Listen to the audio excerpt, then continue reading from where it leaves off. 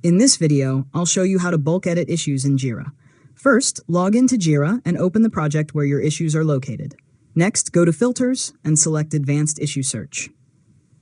Now, search for the issues you want to edit using Filters or JQL. After that, review the search results and make sure you've selected the correct issues. Next, click the More Actions menu and choose Bulk Change. Select the issues you want to update and click Next. Now, choose the Edit Issues option and select the fields you want to change, such as assignee, priority, status, labels, or due date. After that, enter the new values for those fields and review the changes carefully. Next, confirm the bulk edit and wait for Jira to update the selected issues. Finally, return to your issue list and check a few of the updated issues to make sure the changes were applied correctly. And that's it. You've successfully learned how to bulk edit issues in Jira.